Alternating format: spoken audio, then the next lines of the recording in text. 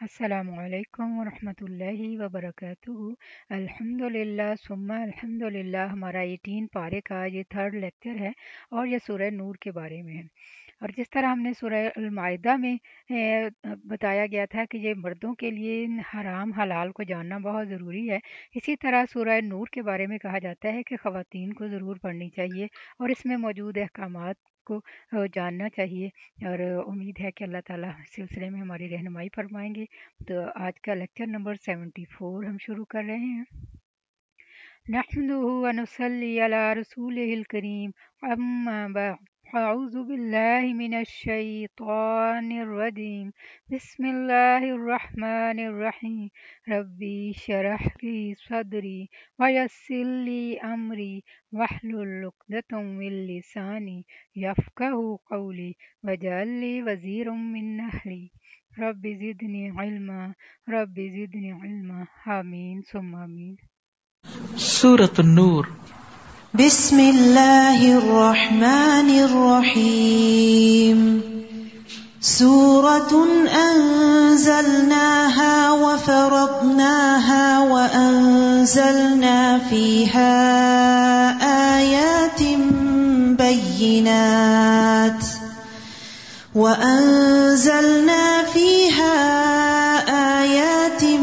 بینات لعلکم تذکرون۔ الزانیة والزانی فاجلدوا كل واحد منهما 100 جلدة ولا تأخذكم بهما رأفة في دين الله إن كنتم تؤمنون بالله واليوم الآخر وليشهد عذابهما طائفة من المؤمنين۔ شروع کرتی ہوں اللہ کے نام سے جو بے انتہا مہربان نہایت رحم فرمانے والا ہے۔ سورۃ انزلناہا، یہ ایک سورت ہے جسے ہم نے نازل کیا ہے۔ اللہ نے پورا قرآن نازل کیا ہے، لیکن یہاں خاص طور پر اس سورت کے نزول کی اہمیت کی وجہ سے اس کا ذکر کیا گیا۔ وفرضناہا، اور ہم نے اس کو فرض کے درجے میں رکھا ہے، یعنی اس میں جو احکامات ہم نے نازل کیے ہیں ان احکامات پر عمل کرنا لازم ہے۔ وَأَنزَلْنَا فِيهَا آیَاتٍ بَيِّنَاتٍ، اور اس میں واضح آیات نازل فرمائی ہیں، لَعَلَّكُمْ تَذَكَّرُونَ، تاکہ تم سبق حاصل کرو۔ کیا ہیں وہ احکامات، کیا ہیں وہ واضح آیات؟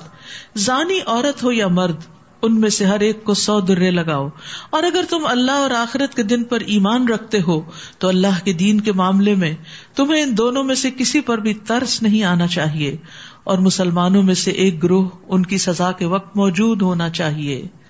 چونکہ ہمارا دین نسب کی بھی حفاظت کرتا ہے اور حیا کا ہمیں حکم دیتا ہے، اس لیے اس نے زنا کو حرام قرار دیا ہے، کیونکہ اس سے انسانوں کے حسب نسب خلط ملط ہو جاتے ہیں۔ نبی صلی اللہ علیہ وسلم نے فرمایا، زانی جس وقت زنا کرتا ہے تو وہ مومن نہیں ہوتا۔ یہ ایسا کبیرہ گناہ ہے جس کی وجہ سے انسان کا ایمان رخصت ہو جاتا ہے، اور اگر اللہ نہ کرے کوئی اس حال میں مر جائے تو گویا ایمان سے خالی دنیا سے گیا۔ ابن عباس کہتے ہیں، زنا کرتے ہوئے زانی سے ایمان کا نور اٹھا لیا جاتا ہے۔ زنا کا انجام بھی بہت برا ہے۔ رسول اللہ صلی اللہ علیہ وسلم نے فرمایا، میرے پاس 2 آدمی آئے اور انہوں نے میرا بازو پکڑا اور مجھے ایک دشوار گزار پہاڑ کے پاس لے گئے، تو وہاں کچھ لوگ تھے جو بری طرح پھولے ہوئے تھے اور ان سے بیت الخلاء کی طرح غلیظ بو آ رہی تھی۔ میں نے پوچھا، یہ کون ہے؟ انہوں نے کہا، یہ زانی مرد اور زانی عورتیں ہیں، یعنی جو زنا کرے اور توبہ کیے بغیر مر جائے اس کا پھر آخرت میں یہ انجام ہے۔ اور پھر یہاں پر یہ فرمایا کہ تم جب ان کو سزا دو تو پھر دین کے معاملے میں تمہارے اندر کوئی رأفت نہیں آنی چاہیے، یعنی بعض اوقات نرمی اور محبت سے انسان سمجھتا ہے اور بعض اوقات اس کو ڈسپلن کرنا پڑتا ہے، اور یہ بھی اللہ کی رحمت ہوتی ہے۔ یعنی کچھ بری عادتیں جب تک اس پر کوئی پنشمنٹ نہ ہو اس وقت تک وہ جاتی نہیں ہے، تو حدود کی راہ میں نرمی کی مذمت کی گئی ہے، اور ایک حد کو نافذ کرنے کی جو اہمیت ہے، رسول اللہ صلی اللہ علیہ وسلم نے فرمایا، زمین پر ایک حد جاری کرنا زمین والوں کے لیے 40 دنوں کی بارش سے بہتر ہے۔ زانی نہ نکاح کرے مگر زانیہ یا مشرکہ عورت کے ساتھ. یعنی جب پتہ چل جائے کہ کوئی لڑکا یا لڑکی زنا کے کام میں ملوث ہے اور وہ اس عادت بد کا شکار ہے اور وہ اس سے باز ہی نہیں آتا یا آتی، تو پھر اپنے بچے کا رشتہ وہاں نہیں کرنا چاہیے. اور زانیہ کے ساتھ وہی نکاح کرے جو خود زانی یا مشرک ہو. ہاں، وہ آپس میں ایک دوسرے سے کر سکتے ہیں، اور اہل ایمان پر یہ کام حرام کر دیا گیا ہے. یعنی اچھی نیت سے بھی ان کے نکاح نہیں ہو سکتے، صرف سچی توبہ کے بعد ہی ممکن ہے. یعنی اگر کسی شخص سے ایسا کوئی غلط کام ہوتا رہا، مثلاً کوئی شخص نان مسلم تھا اور ان کے ہاں تو ایسے حلال حرام کی پرواہ نہیں ہوتی، اور وہ اپنی پچھلی زندگی میں ایسی کسی خرابی کا شکار رہا، پھر اس نے سچے دل سے توبہ کی، مسلمان ہو گیا، اور وہ کسی مسلمان لڑکی سے اب شادی کرنا چاہتا ہے، تو توبہ کے بعد شادی ہو سکتی ہے. اور جو لوگ پاک دامن عورتوں پر تہمت لگائیں پھر 4 گواہ پیش نہ کر سکیں، انہیں 80 کوڑے لگاؤ. یعنی کسی کے اوپر زنا کا الزام لگانا بھی بہت بڑا جرم ہے، اور آئندہ کبھی ان کی گواہی قبول نہ کرو، اور یہی لوگ بد کردار ہیں. یعنی جھوٹی گواہی دینا اور پھر خاص طور پر پاک دامن ایمان والی بھولی بھالی عورتوں پر زنا کی تہمت لگانا، یہ کبیرہ گناہوں میں سے ہے. رسول اللہ صلی اللہ علیہ وسلم نے فرمایا، جس شخص نے کسی مومن کے بارے میں کوئی ایسی بات کہی جو اس میں نہیں تھی اور اس بات سے اس کو بدنام کیا، تو اللہ اسے جہنمیوں کی پیپ میں ڈالے گا. وہ اس بات کا مستحق رہے گا یہاں تک کہ وہ اپنی بات سے باز آ جائے. نبی صلی اللہ علیہ وسلم نے فرمایا، بے شک سب سے بڑا سود یہ ہے کہ انسان ناحق کسی مسلمان کی عزت سے کھیلے. اور تہمت لگانے والوں کو قیامت کے دن بھی کوڑے پڑیں گے. یعنی اگر وہ دنیا میں بچ بھی گئے اور توبہ نہیں کی اور اپنی بات سے باز نہیں آئے تو یہ بدلہ وہاں مل کر رہے گا. تو یاد رکھیے، انسان کو کسی کے بارے میں بھی کوئی بات ایسی نہ سننی چاہیے اور نہ اس میں ہاں میں ہاں ملانی چاہیے اور نہ اس سے مزے لینے چاہیے اور نہ ہی ایسی باتوں کو آگے پھیلانا چاہیے. یہ کس قسم کا ٹیسٹ ہے؟ چاہے آپ کو پتا بھی ہو کہ کوئی شخص بہت خراب ہے، اگر آپ کے پاس 4 گواہ نہیں تو آپ زبان نہیں کھولیں گے، کیونکہ یہ بہت سنگین معاملہ ہے. کسی بھی لڑکی کی عزت جو ہے وہ اس کا سب سے قیمتی سرمایہ ہوتا ہے، اور اگر اس کی شہرت ہی خراب ہو جائے تو وہ اس کو روئن کر دینے کے باعث. اس کا یہ مطلب نہیں کہ مرد کے اوپر الزام لگا سکتے ہیں، نہیں، چونکہ عورت کا معاملہ زیادہ نازک ہے اس لیے یہاں عورت کا ذکر کیا گیا ہے، ورنہ مرد کے اوپر بھی الزام نہیں لگا سکتے. الا الذین تابوا من بعد ذلک واصلحوا فإن اللہ غفور الرحیم. البتہ جو لوگ اس کے بعد توبہ کر لیں اور اپنی اصلاح کر لیں تو یقیناً اللہ بڑا بخشنے والا اور رحم کرنے والا ہے. کیسی خوشخبری ہے کہ بڑے سے بڑے گناہ بھی معاف ہو جاتے ہیں. اگر کوئی ماضی میں غلطی کر چکا ہے تو اللہ تعالیٰ اس کو معاف کر دے گا اگر وہ سچے دل سے توبہ کر کے آئندہ ایسے کسی گناہ کی طرف راغب نہ ہو. تو یہ تو تھا دیگر لوگوں کا معاملہ. لیکن بعض اوقات ایک مرد اپنے ہی گھر میں اپنی بیوی کو خود اپنی آنکھوں سے کسی کے ساتھ برا کام کرتے ہوئے دیکھتا ہے، لیکن اس کے پاس 4 گواہ نہیں، تو اب وہ کیا کرے؟ فرمایا، اور جو لوگ اپنی بیویوں پر تہمت لگائیں اور ان کے اپنے سوا ان کے پاس کوئی گواہ بھی نہ ہو، تو ان میں سے ایسے شخص کی شہادت یوں ہوگی کہ وہ 4 دفعہ اللہ کی قسم کھا کر گواہی دے کہ وہ سچا ہے. یعنی پھر وہ 4 مرد لانے کے بجائے 4 قسمیں کھائے، اور 5ویں دفعہ یوں کہے گا کہ اگر وہ جھوٹا ہو تو اس پر اللہ کی لعنت ہو. اور اس عورت جس پر الزام لگایا گیا ہے اس سے سزا یوں ٹل سکتی ہے کہ وہ 4 دفعہ اللہ کی قسم کھا کے گواہی دے کہ وہ خامند جھوٹا ہے، اور 5ویں دفعہ یوں کہے کہ اگر مرد یعنی اس کا خامند سچا ہو تو مجھ پر اللہ کا غضب نازل ہو، اور اگر تم پر اے مسلمانوں اللہ کا فضل اور اس کی رحمت نہ ہوتی تو یہ معاملہ تم پہ بڑا پیچیدہ ہو جاتا. اور اللہ تعالیٰ بڑا التفات فرمانے والا اور حکیم ہے کہ جس نے معافی کا یہ قاعدہ مقرر کر دیا. اب آیت 11 سے آنورڈز واقع افک سے متعلق آیات ہیں. نبی صلی اللہ علیہ وسلم ایک غزوے پر تشریف لے گئے جس میں حضرت عائشہ آپ کے ساتھ تھی. حضرت عائشہ نے اپنی بہن سے ایک ہار مستعار لے کر زیب و زینت کے لیے پہنا ہوا تھا، تو اس سے پتہ چلتا ہے کہ سفر میں بھی خواتین اپنا زیور ساتھ لے جا سکتے. بہرحال وہاں پر جب واپس آ رہے تھے تو ایک جگہ سارے لشکر نے پڑاؤ ڈالا، اور حضرت عائشہ جو تھی وہ رفع حاجت کے لیے اپنے ہودج سے باہر نکل کے کہیں ذرا دور گئی. تو واپسی پہ انہوں نے دیکھا ان کا ہار گم گیا ہے، تو وہ اس کو ڈھونڈتے ڈھونڈتے جب واپس پہنچی تو اتنے میں لشکر کوچ کر چکا تھا. اب وہ جس جگہ تھی وہیں بیٹھی رہی. تو حضرت صفوان بن معطل جو تھے ان کی ڈیوٹی تھی کہ قافلے کے پیچھے چھٹی ہوئی چیزیں جو ہیں وہ لیتے ہوئے مدینہ پہنچے. تو انہوں نے دیکھا کہ یہاں عائشہ بیٹھی ہیں، کیونکہ پردے کے احکام نازل ہونے سے پہلے وہ ان کو دیکھ چکے تھے. تو انہوں نے انا للہ و انا الیہ راجعون پڑھا، اپنا اونٹ پاس کھڑا کیا اور اس پر ان کو سوار کیا، اور اس کے بعد راستہ بھر ان سے کوئی بات نہیں کی. لیکن جب یہ مدینہ ان کو لے کے داخل ہو رہے تھے تو منافقین کے سردار عبداللہ بن ابی نے حضرت عائشہ پر زنا کا الزام لگا دیا کہ یہ جان بوجھ کے پیچھے رہی ہیں، اس شخص کے ساتھ نعوذ باللہ کوئی غلط تعلقات تھے اور یہ زنا کر کے واپس لوٹی ہیں، صحیح سلامت نہیں آئی. یہ کوئی چھوٹی بات نہیں تھی، بہت بڑی بات تھی. بہرحال یہ بات اس نے اپنے سرکل میں کہی، وہاں سے آگے پھیلتی چلی گئی اور ہر شخص پریشان تھا. 1 مہینے تک وہی نازل نہیں ہوئی اور مدینہ کی جو فضا تھی وہ بہت ٹینس ہو گئی. اس کے بعد اللہ سبحانہ تعالیٰ نے حضرت عائشہ کی صفائی میں، برات میں یہ آیات نازل کی. فرمایا ان الذین جاؤوا بالافک عصبۃ منکم، جن لوگوں نے تہمت کی باتیں کی ہیں وہ تمہیں میں سے ایک ٹولہ ہے، یعنی منافقین کا ٹولہ، جن کے پھیر میں کچھ چند مخلص مسلمان بھی آ گئے تھے. لا تحسبوه شرا لکم بل هو خیر لکم، اسے اپنے لیے برا نہ سمجھو بلکہ وہ تمہارے لیے اچھا ہے. سبحان اللہ، اتنی تکلیف سے نبی صلی اللہ علیہ وسلم گزرے، حضرت عائشہ، ان کے والدین، مخلص مسلمان، سارے کے سارے مدینہ والے، یعنی ایک انتہائی پریشانی اور غم کے عالم سے گزر رہے تھے اور کسی کے پاس کوئی جواب نہیں تھا. حضرت عائشہ پر ایک پہاڑ ٹوٹ پڑا تھا غم کا. اللہ سبحانہ وتعالیٰ اتنے شدید غم اور تکلیف کے واقعے کو بھی کہتے ہیں اس میں بھی خیر ہے. سبحان اللہ. تو پھر اس سے چھوٹی چھوٹی تکلیفوں پر تو انسان کا اگر پازیٹیو ایٹیٹیوڈ ہو اور کہ اس میں بھی خیر ہے، اس سے بھی کچھ فائدہ ہی ہو جائے گا، اس سے میرے گناہ جھڑ جائیں گے، اس سے میرے اندر کچھ میچورٹی آ جائے گی، یہ چیز میرے ایکسپیرینس اور لرننگ میں اضافہ کر رہی ہے. کیونکہ ہر واقعہ اور ہر وہ چیز ایکسپیرینس جس سے انسان گزرتا ہے وہ اس کے اندر ایک میچورٹی کا نیکسٹ لیول لے کر آتا ہے. تو اس واقعے کو کہا اس میں بھی خیر ہے، کیونکہ اس میں حضرت عائشہ کے بارے میں پھر برات نازل ہوئی، آیات باقاعدہ نازل ہوئی جو قیامت تک پڑھی جائیں گی، اور اللہ تعالیٰ نے ان کو عزت بخشی اور بہتان لگنے کی وجہ سے ان کا ثواب بہت زیادہ ہو گیا. اور اس میں عام مومنوں کے لیے بھی نصیحت تھی کہ ایسے واقعات میں کیا کرتے ہیں. اور پھر یہ ہے کہ بہتان لگانے والوں پر حد بھی جاری ہوئی، تو یہ کہ اسلام کا قانون بھی سامنے آ گیا. فرمایا اسے تم اپنے لیے برا نہ سمجھو، وہ تمہارے لیے بہتر ہے. جس نے اس میں جتنا حصہ لیا اتنا ہی گناہ کمایا. 1 دفعہ یہ ذکر کیا تو اتنا، 2 دفعہ یا 10 دفعہ، جتنا جتنا جس نے اس کو پروپیگیٹ کیا اتنا ہی گناہ کمایا.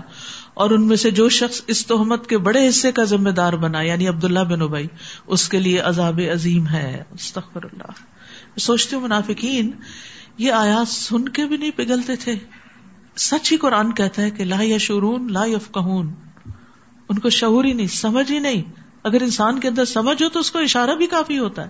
وہ دوسرے کی پٹائی ہو رہی ہے تو اپنے بارے میں ڈرتا ہے کہ کہیں مجھ سے ایسی غلطی نہ ہو کہ میری اس طرح کی پکڑ ہو. وہ دوسروں سے بھی عبرت لیتا ہے. کہاں یہ کہ کوئی بات خود اسی کے اوپر آ جائے اور وہ اس سے بھی نصیحت نہ پکڑے. فرمایا جب تم نے یہ قصہ سنا تھا تو مومن مردوں اور مومن عورتوں نے اپنے دل میں اچھی بات کیوں نہ سوچی اور یوں کیوں نہ کہہ دیا کہ یہ صریح بہتان ہے.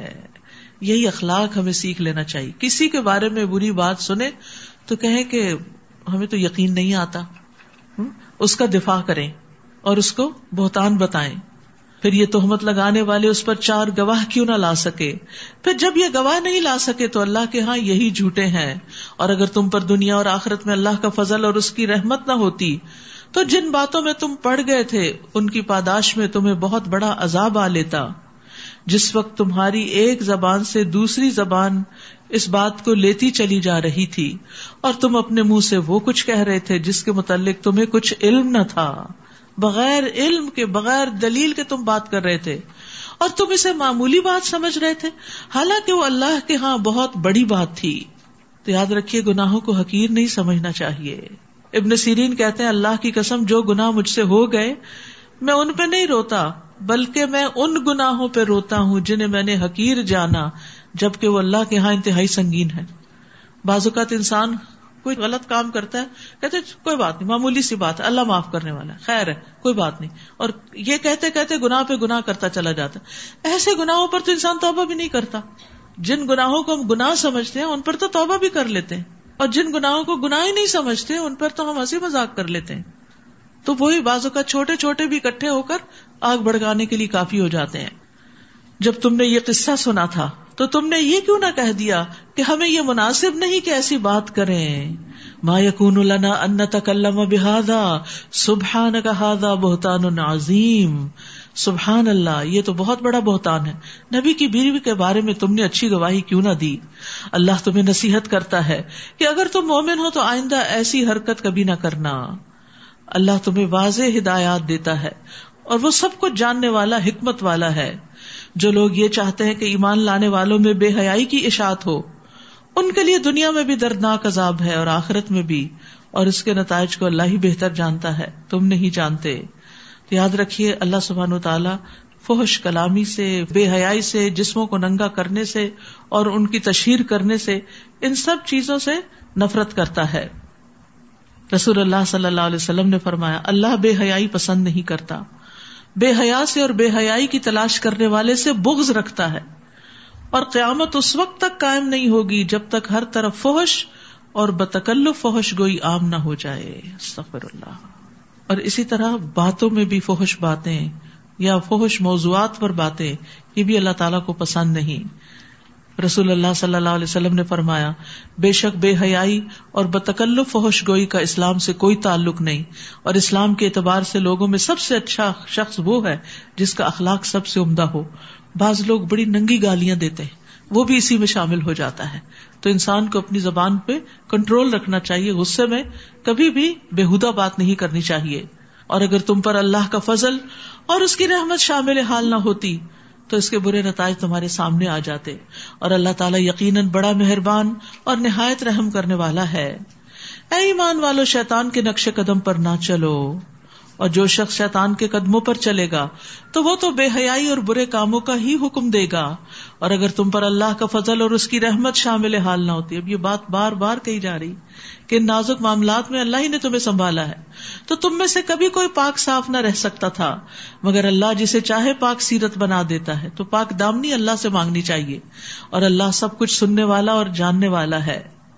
اب جب یہ واقعہ ہو گیا تو الزام لگانے والوں میں ایک مصطح بن اساسہ بھی تھے جو حضرت ابو بکر کے قریبی رشتہ دار تھے، مسکین مہاجر شخص تھے جن کے پاس اپنا کوئی آمدنی کا ذریعہ نہیں تھا. تو حضرت ابو بکر نے ان کا وظیفہ لگایا ہوا تھا، ان کی مدد کرتے تھے. جب آپ کو پتا چلا کہ انہوں نے ہی آپ کی بیٹی پر الزام لگانے میں حصہ لیا ہے تو انہوں نے قسم کھا لی کہ میں آئندہ اس کی مدد نہیں کروں گا.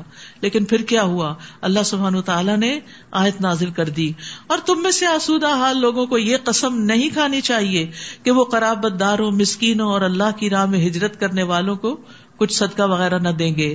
انہیں چاہیے کہ ان کو معاف کر دیں. سبحان اللہ، اتنا بڑا قصور کہ جو دل کو پارا پارا کر دے اس کو بھی معاف کر دو. اور خاص طور پر اس کی پچھلی زندگی کی نیکی کو دیکھ لو کہ اس نے کبھی تم پر کوئی احسان کیا تھا. یہاں پر خاص طور پر حضرت مصطح کے مہاجر فی سبیل اللہ ہونے کا ذکر کیا گیا کہ اگرچہ انسان تھے، غلطی ہو گئی، لیکن ان کی قربانیاں بھی ہیں. انہیں چاہیے کہ وہ ان کو معاف کر دیں اور ان سے درگزر کریں. کیا تم یہ پسند نہیں کرتے کہ اللہ تمہیں معاف کر دے؟ الا تحبون ان یغفر اللہ لکم، اور اللہ بڑا بخشنے والا اور رحم کرنے والا ہے. یعنی اگر تم معاف کر دو گے تو اللہ تمہیں معاف کر دے گا، اور جس طرح کا تم درگزر کرو گے اسی طرح کا درگزر اللہ تعالیٰ کرے گا. اور یہ بردبار انسان کی صفت ہوتی ہے کہ جب اسے قدرت حاصل ہو تو انتقام نہ لے بلکہ درگزر سے کام لے. اور یاد رکھیے معاف کرنے میں ہی سکون ہے اور اطمینان ہے. فضیل بن عیاض کہتے ہیں جب کوئی شخص تم سے کسی اور کی شکایت کرے، فلاں نے میرے ساتھ یہ ظلم کیا تو اسے کہا میرے بھائی اسے معاف کر دو، کیونکہ معاف کرنا تقویٰ کے زیادہ قریب ہے. اگر وہ کہے میرا دل معاف نہیں کر سکتا، میں تو بدلہ لوں گا جیسے اللہ نے مجھے حکم دیا ہے، تو پھر اسے کہو کہ اگر تم صحیح طرح بدلہ لے سکتے ہو تو لے لو، ورنہ معافی کے دروازے کی طرف پلٹو، کیونکہ وہ بہت وسعت والا دروازہ ہے. اور جو معاف کر دے اور اصلاح کر دے تو اس کا اجر اللہ کے ذمہ ہے.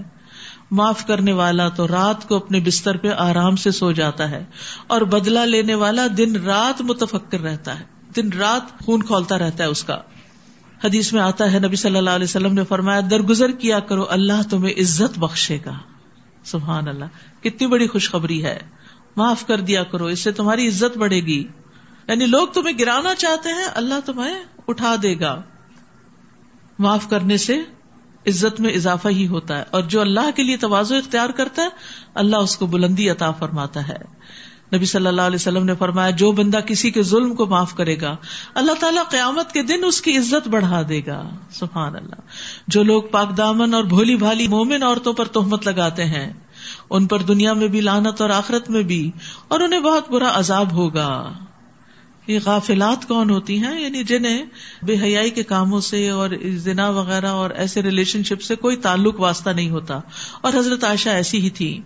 جس دن ایسے مجرموں کی اپنی زبانیں، ہاتھ اور پاؤں انہی کے خلاف ان کے کرتوتوں کے متعلق گواہی دیں گے، اس دن اللہ انہیں وہ بدلہ دے گا جس کے وہ مستحق ہیں، اور وہ جان لیں گے کہ اللہ ہی حق ہے، سچ کو سچ کر دکھانے والا ہے. الخبیثات للخبیثین والخبیثون للخبیثات. خبیث عورتیں خبیث مردوں کے لیے ہیں، یا خبیث باتیں خبیث لوگوں کو ہی زیب دیتی ہیں، اور خبیث مرد خبیث عورتوں کے لیے ہیں، اور پاکیزہ عورتیں پاکیزہ مردوں کے لیے، اور پاکیزہ مرد پاکیزہ عورتوں کے لیے. ان کا دامن ان باتوں سے پاک ہے جو وہ تہمت لگانے والے کہتے ہیں. ان کے لیے بخشش بھی ہے اور عزت کی روزی بھی. اب یہ بات جب ہو گئی، یہ واقعہ پیش آ گیا، تو یہ واقعہ سبب بنا اس سورت کے نازل ہونے کا، ان آیات کے نازل ہونے کا، اور مسلمانوں کو معاشرتی زندگی کے آداب سکھانے کا، ان تمام چیزوں کے بارے میں بتانے کا، تاکہ وہ اس نتیجے تک پہنچے ہی نہ، پہلے سے ہی ایسے اصولوں پر عمل کریں جس کے نتیجے میں وہ ان بڑی مشکلات سے بچ سکیں.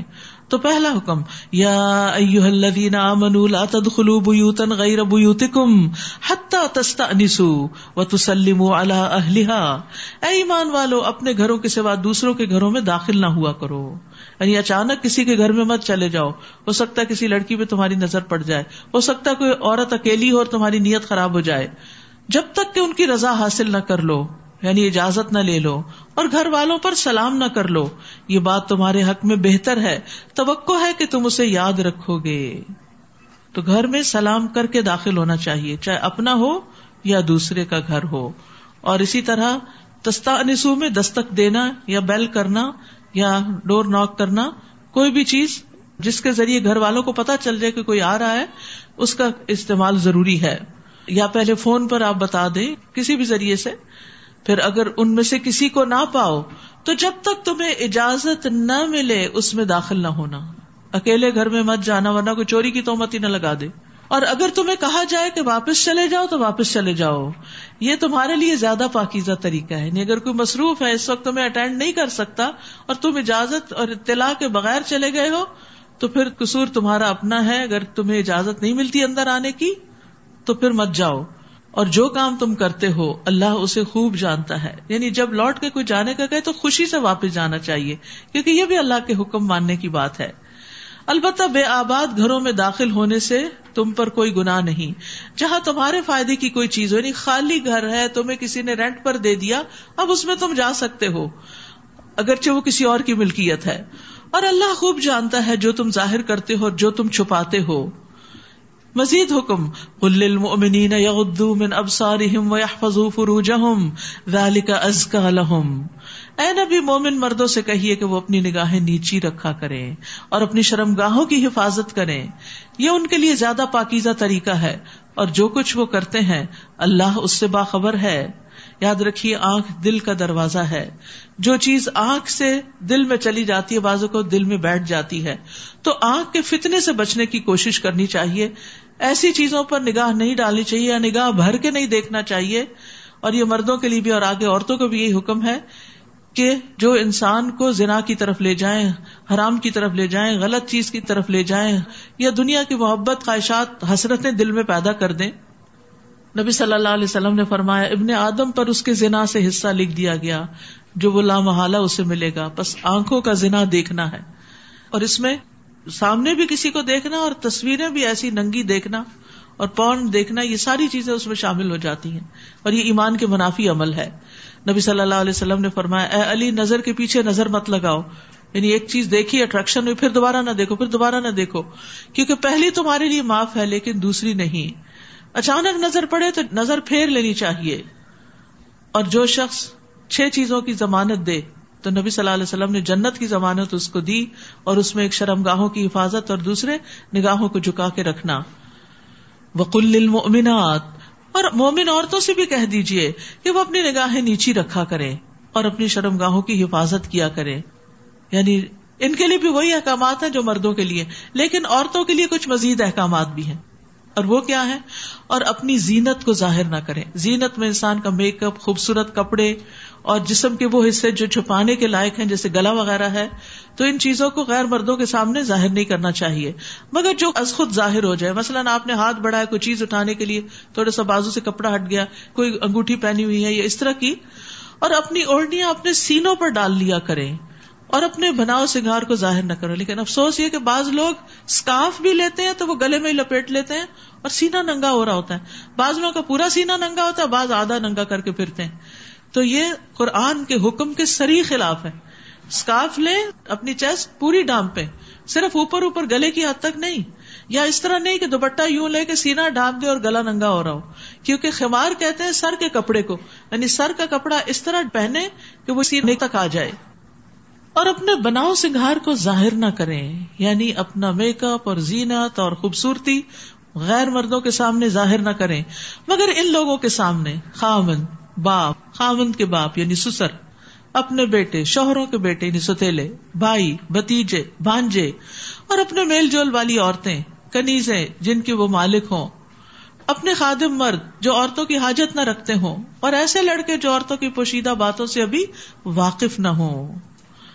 اور اپنے پاؤں زمین پر مارتے ہوئے نہ چلیں کہ جو زینت انہوں نے چھپا رکھی ہے، یعنی زیورات وغیرہ کی، اس کا لوگوں کو علم ہو جائے. یعنی عورتیں پاؤں میں بھی بعض اوقات بجنے والا زیور پہنتی ہیں یا کچھ، یا ایسی جوتی بعض اوقات کہ جس سے پوری مارکیٹ متوجہ ہو جائے کہ کون جا رہا ہے. تو زمین پہ پاؤں مار کے بھی چلنا عورت کے لیے ناپسندیدہ ہے. اے ایمان والو، تم سب مل کر اللہ کے حضور توبہ کرو، توقع ہے کہ تم کامیاب ہو جاؤ گے. یعنی ان سارے احکامات کو ماننے کے بعد بھی توبہ کرتے رہو کہ کہیں کوئی چیز رہ نہ جاتی ہو، کرنے کے باوجود بھی کوئی بھول چوک نہ ہوتی ہو. لیکن ہم میں سے بہت سے لوگ اس گناہ کو گناہ ہی نہیں سمجھتے. توبہ کب کریں گے؟ نہ اس کو گناہ سمجھا، نہ اس سے باز آئے، اور اگر ہو چکا تو توبہ بھی نہیں کی. تو اس لیے بہت ضروری ہے کہ یہ سورت جس کو اللہ تعالیٰ نے فرمایا ہم نے نازل کیا، یہ ہمارے احکامات ہیں اور ہم نے فرض کیا ہے. کیونکہ بہت سے لوگ کہتے ہیں کیا زینت کو چھپانا کوئی فرض ہے؟ اللہ نے سورت کے شروع میں کہہ دیا یہ فرض احکامات ہیں، تو پھر اور کون سے فرض کی بات ہے؟ رسول اللہ صلی اللہ علیہ وسلم نے فرمایا تمہاری بدترین عورتیں وہ ہیں جو زینت کا اظہار کرنے والی ہیں، تکبر سے چلنے والی ہیں. ایسی عورتیں منافق ہیں، ان میں سے کوئی بھی جنت میں داخل نہ ہوگی مگر سرخ چونچ اور سرخ پیر والے کوے کی طرح، یعنی بہت کم جو کلرڈ قسم کے برڈز ہوتے ہیں جو کبھی کبھی نظر آتے ہیں کسی خاص موسم میں. تو یہاں توبہ کا وجوب بھی ہے کہ نیک اعمال کرنے کے باوجود اور برائیوں سے بچنے کے باوجود بھی انسان کو توبہ کرتے رہنا چاہیے. نبی صلی اللہ علیہ وسلم دن میں 70 سے 100 بار استغفار کرتے تھے، حالانکہ آپ کے تو اگلے پچھلے سارے گناہ معاف کر دیے گئے تھے، بلکہ آپ تو معصوم عن الخطا تھے. مزید احکامات. اور تم میں سے جو لوگ مجرد ہیں یعنی اکیلے ہیں، سنگل ہیں، ان کے نکاح کر دو تاکہ زنا کی طرف نہ جائیں. اور اپنے لونڈی غلاموں کے بھی جو نکاح کے قابل ہوں، اگر وہ محتاج ہے تو اللہ انہیں اپنی مہربانی سے غنی کر دے گا، اور اللہ بڑی وسعت والا اور جاننے والا ہے. یعنی رشتہ ملنے پر نکاح میں تاخیر نہیں کرنی چاہیے. نبی صلی اللہ علیہ وسلم نے حضرت علی سے کہا کہ 3 چیزوں میں تاخیر نہ کرو: نماز جب وقت ہو جائے، جنازہ جب حاضر ہو جائے، اور اکیلا سنگل کہ نکاح میں جب اس کا ہم پلہ رشتہ مل جائے. اور نکاح کشادگی کا باعث ہے. یعنی اگر بچوں کے حالات بہت زیادہ اچھے بھی نہیں تو بھی نکاح سے انشاءاللہ دونوں مل کے جب گھر بنائیں گے تو برکت ہو جائے گی. تو اس لیے ہم سب کو سوچنا چاہیے کہ جب بچے جوان ہو جائیں تو ان کی شادی کی فکر کرنی چاہیے، اور بلا وجہ چھوٹی چھوٹی باتوں کا بہانہ کر کے تاخیر نہیں کرنی چاہیے کہ ابھی پڑھ رہے ہیں، ابھی جاب نہیں ہے، ابھی فلاں نہیں. انشاءاللہ وقت کے ساتھ ساتھ سارے کام ہوتے جائیں گے. نکاح ان چیزوں میں حائل تھوڑی ہے. یہ تو ہم نے لائف سٹائل ایسا بنا لیا کہ جب شادی ہوگی تو سبھی کو چھوڑ بیٹھے. یعنی بعض بچیاں اتنا اچھا پڑھنے لکھنے میں ہوتی ہیں، کام میں ہوتی ہیں، لیکن شادی ہوگی بس پھر سو کے وقت گزارا جا رہا ہے. بس پہننے، کھانے، اوڑھنے، سیر سپاٹے کی طرف توجہ ہے اور پروڈکٹیو لائف نہیں بسر کرتی. تو شادی کاموں میں رکاوٹ نہیں ہے، بلکہ انسان کو اچھے مددگار مل جائے تو پھر انسان اور زیادہ بہتر طور پہ آگے بڑھ سکتا ہے. اور جو لوگ نکاح کا سامان نہیں پاتے، یعنی مال نہیں، انہیں زنا وغیرہ سے بچے رہنا چاہیے. یہ نہیں کہنا چاہیے ہماری چونکہ شادی نہیں ہوتی اس لیے ہم زنا کر سکتے ہیں. نو جواز، تاکہ اللہ نے اپنے فضل سے غنی کر دے اور تمہارے غلاموں میں سے جو مکاتبت کرنا چاہیں اگر تم ان میں بھلائی دیکھو تو ان سے مکاتبت کر لو، یعنی انہیں آزاد کرنے کے لیے، اور اس مال میں سے جو اللہ نے تمہیں دیا ہے انہیں بھی دو، اور تمہاری لونڈیاں اگر پاک دامن رہنا چاہیں تو انہیں دنیاوی فائدوں کی خاطر بدکاری پہ مجبور نہ کرو۔ زمانے جاہلیت میں لوگ اپنی لونڈیوں سے پروسٹیٹیوشن کا کام کرواتے تھے اور ان کی کمائی خود رکھ لیتے تھے، اور جو کوئی انہیں مجبور کرے تو ان پر جبر کے بعد اللہ تعالیٰ انہیں بخشنے والا ہے اور رحم کرنے والا ہے، اور پکڑ تو پھر اس کی ہوگی جو کسی کو برائی پہ مجبور کر رہا ہے۔ ہم نے تمہاری طرف واضح احکام بتلانے والی آیات بھی نازل کی ہیں، اور ان لوگوں کی مثالیں بھی جو تم سے پہلے گزر چکے ہیں، اور پرہیزگاروں کے لیے نصیحتیں بھی نازل کر دی ہیں۔